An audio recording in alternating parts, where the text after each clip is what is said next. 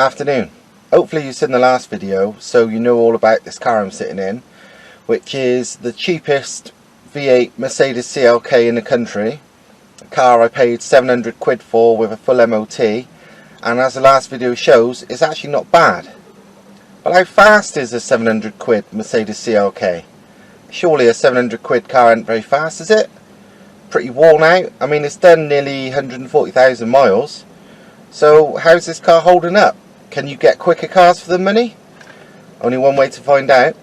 Also, as I mentioned in the last video, and anyone that knows me knows I will anyway, I'm going to do something stupid with this car. I'm going to make it faster. I've not decided exactly what, but as I like to test stuff and prove stuff rather than just claim any old bullshit figures, I want a baseline figure before I do anything, so I know the improvements. It's all well and good claiming it versus standard figures, but I've tested cars in the past when they're either far slower or sometimes far faster than the standard claim figures from the factory.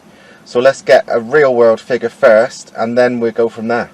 I normally do 60 to 100 mile an hour times because they're the most real world rolling start type of performance that most people use. And also being 60 to 100, it's easy to get the figures for other performance cars, you know, to do a direct comparison. But as well as the 60 to 100 times, I'm going to do some 0 to 60s just because, well, because I can, because it's easy enough in this car. Let's see how the performance times compare. Now it's been about 20 years since the car was built and about 140,000 miles. One way to find out, so let's go do it. Try 0 to 60 first. I'm not expecting anything special, but we'll have a few goes. To be honest, 0 to 60 is a bit of a crap thing to test anyway, because it's all about traction and it's all about the launch. It's not really about how powerful a car is anyway. So, I mean, that's why you get a lot of four-wheel drives with mega 0 to 60s. But in reality, sort of the rolling start acceleration, which is what you really use on the road and track and wherever, is a bit crap. You know, 0 to 60 is very misleading. Gearing makes a massive difference to 0 to 60 as well. You can have a car that can't hit 60 in second, so it's got another gear change, which makes the time real crap. They have to go into third, and you'll have a much slower car in reality that'll get a better 0 to 60 just because they can stay in second. But because it's the number people like to see, I'll have a go anyway. I'm just gonna mat it from a start. I'm not gonna like foot brake it or do anything fancy because that seems to make it wheel spin. So let's go.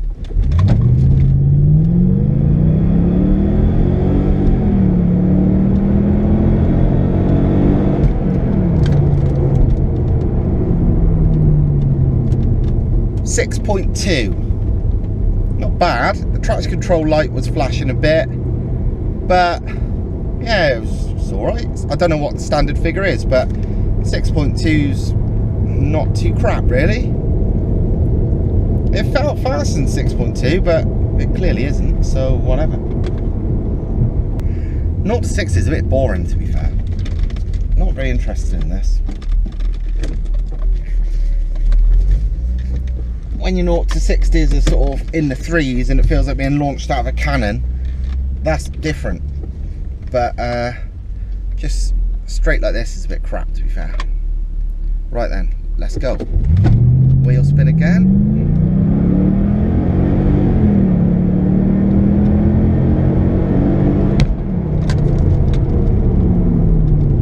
.4. Pretty ordinary. Let's have one more go. I'm a bit bored of this already. Ready, steady.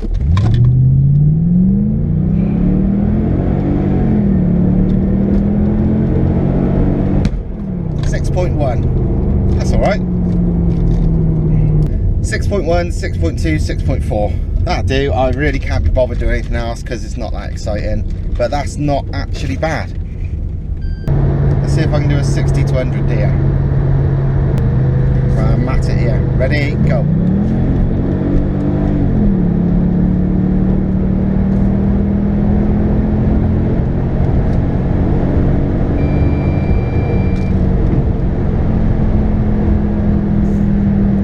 Seconds. Bloody hell. That's actually pretty fast. Much faster than I thought it'd be. Right then, the results are in and they're pretty good. 0 to 60 was 6.1 seconds at best, which was basically exactly what Road and Track magazine got from this car when they were brand new. So considering it's about 20 years old, 140,000 miles old, and being a 700 quid car, it's probably not been treated that well. That's pretty bloody good. Road and Track said it was a bit sort of ponderous off idle when you first boot it, and it's about the same now, to be honest, but it's got crappy little cheapy tyres on it anyway, and they've got pretty crap traction, so any more power low down it would spin the wheels even worse. So that initial hesitation don't really matter because the tyres are crap anyway. 60 to 100 time is interesting too. It was 8 seconds dead at best, and Road and Track only got 8.5 seconds at best, so it's fair to say this car's at least as good as standard. Maybe all these miles have loosened it up a bit and it's a little bit better. It certainly don't look like it's lost any horses since it left the factory 20 years ago, so pretty bloody good for 700 quid. Another thing that makes it pretty brilliant for 700 quid is comparing it to other cars, especially the 60 to 100. 0 to 60, no big deal. 60 to 100 in 8 seconds dead, that's slightly faster than like a Porsche 993 Carrera 2. It's faster than a Nissan 350Z, Honda S2000, Evo 6 Tommy Mac, Evo 7 GSR. Basically quite a few cars that are fairly expensive sports cars, not like supercars or anything, but legit fast sports cars are a fair bit slower 60 to 100 than this car is, and this is 700 quid. A completely boggo, worn out, well, seems not worn out, 700 quid car. Can you get a faster car for 700 quid than this? I doubt it, to be honest. You can get some fast cars for not much money, because I buy them sometimes myself. But 700 quid for this quick, I think this is the best you're ever likely to get, so I'm pretty chuffed with that. Can I make it faster though for not much money? I reckon massively faster. You saw what we did with the E55 AMG, and that we only spent £4,000 including buying the car. This, I reckon we can make maybe nearly as fast and probably for less money. Maybe even faster, I don't know. This is a lighter car.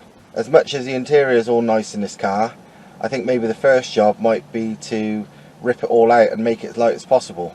I know it seems bad doing that because it's such a nice car, but 700 quid car, so I'm happy to ruin it for the sake of performance and for the sake of testing and making some good videos. So let's trash it. After stripping it out, I'm probably going to be increasing the power. Wow.